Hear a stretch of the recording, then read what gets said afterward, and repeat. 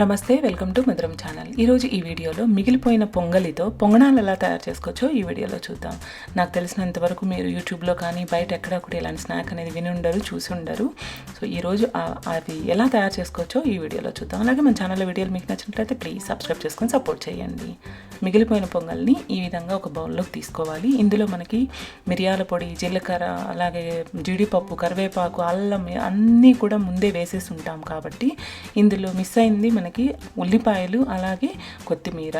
ఈ రెండింటిని కూడా సన్నగా కట్ చేసుకొని వేసుకోవాలి. మనకు ఉదయం పొంగల్ చేస్తే సాయంత్రానికి ఇది గట్టిపడిపోయి ఉండలుగా తయారవుతుంది. చేత్తో కానీ లేకపోతే ఇలాంటి స్పూన్తో కానీ ఈ ఉండలు లేకుండా ఇవన్నీ కూడా బాగా కలుపుకోవాలి.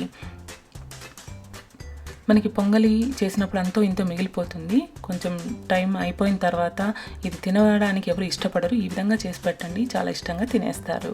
చేతికి నూనెని ఈ విధంగా రాసుకొని చిన్న చిన్న ఉండల్లాగా చేసుకోవాలి. చేతికి ఇలా నూనెని అప్లై చేసుకోవడం వల్ల మీకు చేతికి పొంగల్ అంటుకోకుండా ఉంటుంది. అలాగే మనం వీటిని ఫ్రై చేయడానికి గుంట పొంగనాలు మనం వాడుకుంటాము. మనం ఈ ఉండల్ని అందులో పెట్టినప్పుడు అంటుకోకుండా కూడా ఉంటాయి. ఈ విధంగా చిన్న చిన్న బాల్స్గా చేసుకొని ఒక ప్లేట్లో పెట్టుకోవాలి.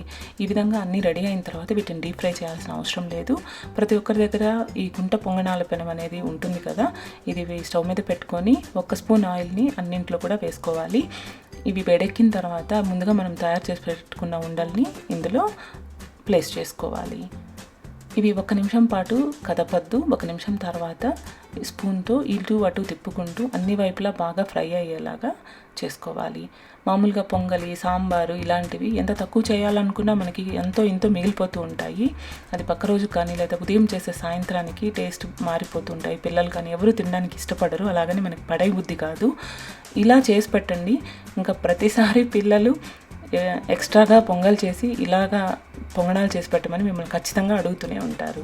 తప్పకుండా ట్రై చేసి ఎలా వచ్చిందో నాకు కామెంట్ చేయండి. అలాగే మన ఛానల్లో వీడియోలు మీకు నచ్చినట్లయితే please like, share and subscribe. Thanks for watching. Next వీడియోలో కలుద్దాం.